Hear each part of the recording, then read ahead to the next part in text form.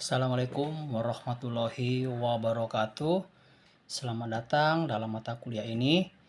Mata kuliah ini berfokus mempelajari tentang ergonomi. Tentu ini adalah pembelajaran yang sangat menarik karena dalam mata kuliah ini memiliki relevansi yang sangat kuat terkait dengan ilmu keselamatan dan kesehatan kerja. Maka dari itu, rekan-rekan perlu menyimak dan mempelajari dengan serius setiap materi yang diberikan. Baiklah, pada pertemuan kali ini kita akan mempelajari tentang pemahaman dasar ergonomi. Adapun topik pembahasan yang akan kita pelajari pada pertemuan kali ini, yang pertama yaitu pemahaman dasar ergonomi. Kemudian yang kedua, tujuan penerapan ergonomi. Kemudian yang ketiga, sejarah perkembangan ergonomi. Yang keempat, ruang lingkup kajian modern ergonomi. Yang kelima, konsep interaksi ergonomi. Yang keenam, konsep keseimbangan ergonomi. Dan yang terakhir adalah penugasan. Baiklah, kita langsung masuk pada pembahasan inti dalam pertemuan kali ini. Kita masuk pada pembahasan yang pertama tentang definisi dari ergonomi. Dalam dunia kerja modern, tuntutan untuk meningkatkan produktivitas seringkali berdampingan dengan tantangan menjaga keselamatan dan kesehatan bagi seluruh pekerja. Disinilah ergonomi kerja memainkan peranan penting di tempat kerja. Pendekatan ergonomi bukan hanya tentang meningkatkan kenyamanan pekerja, tetapi juga bagaimana bisa mengurangi risiko cedera akibat kerja, seperti gangguan yang sering terjadi akibat postur kerja yang salah, pengangkatan beban berat, atau penggunaan peralatan yang tidak dirancang sesuai dengan kebutuhan pekerja. Ergonomi juga berperan penting dalam menciptakan lingkungan kerja yang mendukung kesejahteraan fisik dan mental bagi pekerja. Dengan menerapkan prinsip-prinsip ergonomi, perusahaan dapat meningkatkan kinerja individu maupun perusahaan secara keseluruhan, dapat mengurangi biaya kesehatan, dan dapat menciptakan suasana kerja yang lebih harmonis. Jadi, secara keseluruhan, pengertian ergonomi dapat disimpulkan sebagai ilmu yang multidisiplin yang mencakup aspek fisik, psikologi, teknik kerja, dan desain kerja, serta menjadi bagian penting dalam upaya menciptakan lingkungan kerja yang lebih aman dan yang lebih produktif tentunya. Baiklah, itu tadi pemahaman tentang ergonomi. Kita masuk pada pembahasan yang kedua tentang tujuan dari ergonomi. Ergonomi merupakan salah satu elemen penting dalam keselamatan dan kesehatan kerja yang bertujuan untuk menciptakan lingkungan kerja yang aman, nyaman, serta produktif. Tujuan ini selaras dengan peraturan keselamatan dan kesehatan kerja yang mengedepankan perlindungan pekerja dari risiko bahaya kerja serta peningkatan kesejahteraan di tempat kerja. Berikut adalah beberapa tujuan umum dari ergonomi sesuai dengan prinsip dan peraturan keselamatan dan kesehatan kerja. Yang pertama yaitu untuk melindungi keselamatan dan kesehatan seluruh pekerja. Kemudian yang kedua yaitu meningkatkan produktivitas dan efisiensi kerja. Kemudian yang ketiga untuk mencegah timbulnya penyakit akibat kerja. Yang keempat meningkatkan kepuasan dan kesejahteraan pekerja. Dan yang kelima yaitu memenuhi standar dan kepatuhan regulasi keselamatan dan kesehatan kerja. Jadi itulah beberapa tujuan umum dari penerapan ergonomi di tempat kerja.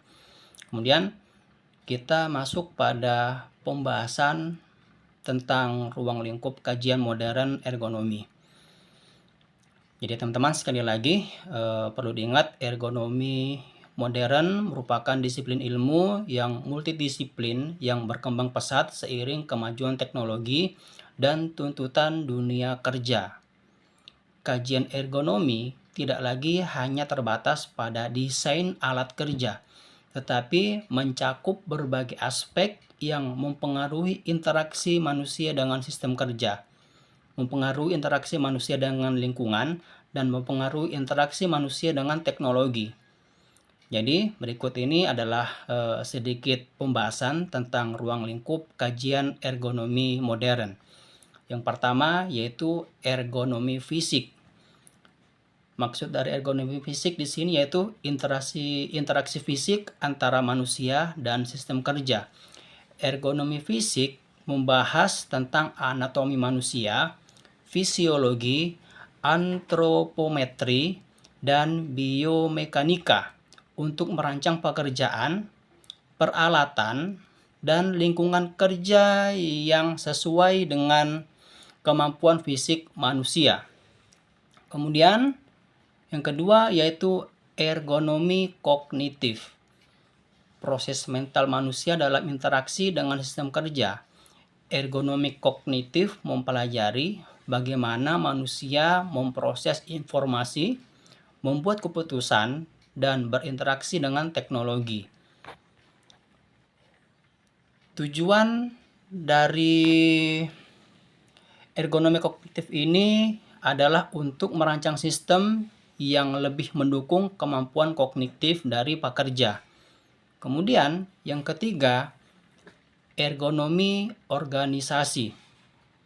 Yang dimaksud dengan ergonomi organisasi yaitu pengoptimalan sistem kerja dalam skala organisasi atau perusahaan. Ergonomi organisasi mencakup kajian tentang struktur kerja, proses kerja, dan hubungan antara individu dalam satu organisasi ataupun perusahaan. Kemudian tujuannya adalah untuk meningkatkan efisiensi, untuk meningkatkan produktivitas, dan untuk meningkatkan kesejahteraan pekerja tentunya. Kemudian yang keempat yaitu ergonomi lingkungan. Maksudnya adalah di sini interaksi manusia dengan elemen fisik dalam lingkungan kerja. Kajian ini meliputi pengaruh faktor lingkungan seperti pencahayaan, kebisingan, suhu, dan getaran terhadap kenyamanan dan kinerja pekerja. Kemudian yang kelima yaitu ergonomi teknologi dan digital. Interaksi manusia dengan teknologi digital dan otomatisasi. Dengan kemajuan teknologi, ergonomi modern juga mencakup desain teknologi yang lebih ramah pada penggunaannya dan lebih aman pada penggunaannya. Kemudian yang keenam yaitu ergonomi sosial dan budaya. Jadi yang dimaksud dalam ergonomi sosial dan budaya yaitu pengaruh faktor sosial dan budaya terhadap interaksi manusia dalam sistem kerja. Jadi kajian ini mempertimbangkan nilai, mempertimbangkan norma, dan mempertimbangkan budaya lokal dalam desain kerja yang lebih inklusif. Kemudian berikutnya kita akan masuk pada pembahasan bagian keempat tentang konsep interaksi ergonomi. Model konsep interaksi ergonomi menggambarkan hubungan antara manusia, tugas, alat, dan lingkungan dalam suatu sistem kerja. Tujuan dari model ini adalah untuk memastikan bahwa semua elemen-elemen bekerja secara harmonis untuk mendukung terciptanya efisiensi, menciptakan kenyamanan, menciptakan keselamatan, dan meningkatkan kesejahteraan pekerja. Dalam kajian ergonomi, interaksi ini menjadi dasar untuk merancang sistem kerja yang lebih optimal. Baik, kita masuk pada pembahasan berikutnya tentang konsep keseimbangan ergonomi. Keseimbangan ergonomi merupakan salah satu prinsip dasar dalam penerapan ergonomi yang bertujuan menciptakan keselarasan antara manusia, tugas, alat, dan lingkungan dalam sistem kerja. Keseimbangan ini memastikan bahwa beban kerja fisik, beban kerja mental, dan beban kerja psikologis yang diterima manusia tidak melebihi dari kapasitas atau kemampuan mereka sendiri, sehingga menghasilkan kondisi kerja yang lebih aman, menghasilkan kondisi kerja yang lebih sehat, dan menghasilkan kondisi kerja yang lebih produktif tentunya. Kemudian, apa saja komponen keseimbangan dari ergonomi? Jadi, ada beberapa komponen di sini teman-teman. Yang pertama yaitu keseimbangan beban kerja. Kemudian yang kedua, keseimbangan antropometri dan desain alat. Yang ketiga yaitu keseimbangan antara tugas dan kapasitas atau kemampuan pekerja itu sendiri. Dan yang keempat yaitu keseimbangan lingkungan kerja. Kemudian, apa pendekatan untuk mencapai keseimbangan ergonomi? Jadi, ada beberapa pendekatan yang bisa digunakan. Yang pertama yaitu pendekatan holistik. Jadi, semua elemen dalam sistem kerja harus dilihat sebagai bagian yang saling terhubung. Penyesuaian satu elemen, misalnya desain alat, harus mempertimbangkan dampaknya pada elemen lain, seperti manusia atau lingkungan. Kemudian, yang kedua yaitu penyesuaian berdasarkan analisis resiko. Analisis resiko ergonomi dapat digunakan untuk mengidentifikasi potensi ketidakseimbangan dalam sistem kerja, seperti postur tubuh, kemudian beban kerja yang tidak proporsional, atau lingkungan kerja yang tidak mendukung. Kemudian yang ketiga yaitu pengaturan waktu kerja. Jam kerja yang terlalu panjang atau jeda istirahat yang tidak cukup dapat mengganggu keseimbangan fisik dan mental pekerja.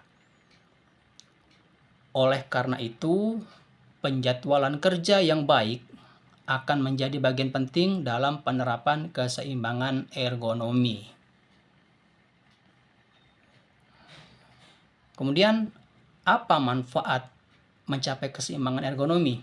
Jadi, manfaat yang pertama yaitu akan meningkatkan produktivitas pekerja. Kemudian yang kedua yaitu akan mengurangi risiko terjadinya cedera. Kemudian yang ketiga akan meningkatkan kepuasan kerja pada pekerja dan akan mengurangi kesalahan akibat kerja yang nanti akan berujung pada kecelakaan akibat kerja. Baik teman-teman, itulah beberapa pembahasan terkait dengan ergonomi. Jadi apa yang telah saya sampaikan tadi itu merupakan bagian penting dalam ilmu keselamatan dan kesehatan kerja. Jadi kita sudah banyak membahas tentang ergonomi. Jadi semoga apa yang telah disampaikan tadi bisa bermanfaat dan bisa menambah wawasan kita terkait dengan ilmu keselamatan dan kesehatan kerja yang berfokus pada ergonomi kerja.